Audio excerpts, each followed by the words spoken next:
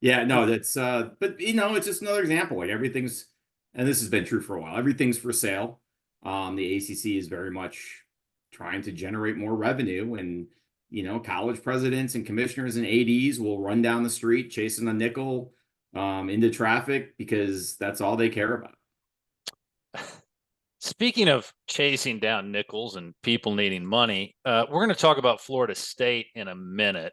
However, before we get to that, well, I guess let's just kind of ask this. If we're going to cast blame on the current situation that the conference finds itself in, is it Jim Phillips? Is it the member schools presidents and leadership bodies, the athletic directors, what have you? Is it the dads and chads, which is a Swafford reference? Who should we be looking to, or what group of people should we be looking to in allocating fault, which as an attorney is something that I deal with every day, and a parent too. But yeah, I would say it's Florida State, it's Miami, it's Boston College post 2010 or so. The reality is the ACC has been left behind because its football product hasn't been good enough, and football drives the bus. Football is what determines is the rationale for every single decision being made in college athletics. So when you look at the last 20 years, 20 years ago, 2004, 5-ish, the ACC was at the top of the game, right? They had basketball. They had added Florida State. They're expanding. They're adding Virginia Tech and Miami and Boston College. They're cementing their position as the premier East Coast conference. And what's happened since then? Basketball's continued to decline in importance. Football's continued to accelerate in importance. And in that period of time, Miami's gone in the tank. Florida State, with a brief heyday under Jimbo Fisher, has been in the tank. Boston College went from playing in ACC championship games to struggling to get to 3 wins.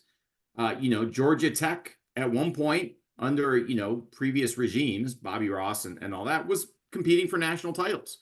This was a league, and Clemson went through a period, let's not forget, about the same time where Clemson wasn't very good.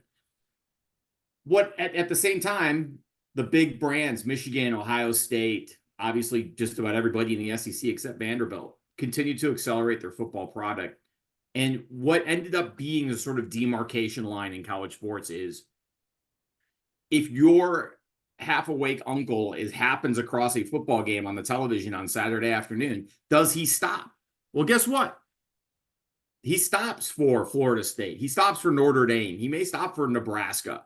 But the brands that he stops for Miami. But guess what? In the last 20 years, if you stop on a Florida State game or a Miami game, it's probably going to be terrible. Whereas Michigan and Ohio State and schools like that, obviously the Alabamas of the world, have been at the top of the period. So how did the ACC get left behind? Failure has 1,000 fathers, but the number one thing is, at a time, an era when football became the end-all be-all of college sports, the ACC was not competitive in football. And then you get into the makeup of the conference, right? It's a mix of a couple big public schools, some smaller private schools. It doesn't have those Ohio States. It doesn't have the Mississippis that have a gazillion alumni, all of whom will fly 30,000 strong to every bowl game. It's got brands. North Carolina's a big brand. Virginia's a big brand in that sort of idea. But you've also, and Duke is a bigger national brand, but you've also got smaller private schools like Wake Forest, Boston College, very regional, very small alumni bases, small enrollments. It's very difficult to compete in terms of television ratings or bowl tickets or any of the things that the people who make decisions about sports don't really care about sports. They just care about, what money can they squeeze out of this. ACC just turned out sort of to be very poorly positioned for this sort of current wave of what's happening in college sports. The upshot of that is, if the ACC had been better in football, which it was sort of into the BCS era, it would not have been left behind. And you go back to the 2010-ish, where it had bulked up in football because it did see this coming, and added football brands. I mean, Virginia Tech's another one. Virginia Tech has been almost irrelevant for the last 10 years. It was the Thursday night team, man. Enter Sandman, Thursday night, Big East. That was a big deal. Virginia Tech, Miami, whatever. And Virginia Tech has not lived up to its end of the bargain. Although I would argue, and this is kind of a sidebar, and I think this is going to be true of SMU as well.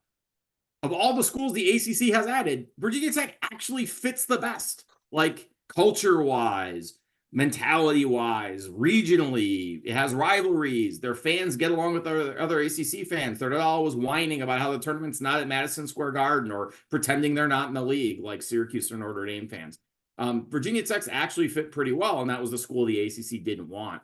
I think SMU is, despite not having any geographic sort of congruity, is going to fit okay. Like, I think SMU is going to be a decent fit. But to answer your question, were there issues with the television deal when it was extended in the 2010 period? Absolutely, there were.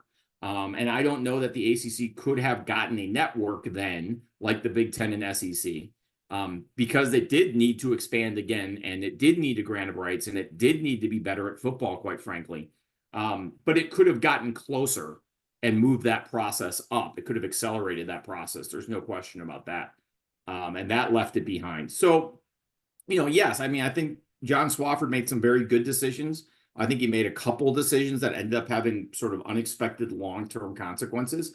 I don't think much of the blame goes to Jim Phillips, who inherited a really bad situation. That said, he's done absolutely nothing to move the ball forward. He's basically, I like the guy. I think he's very smart. I think he's a good and decent human being.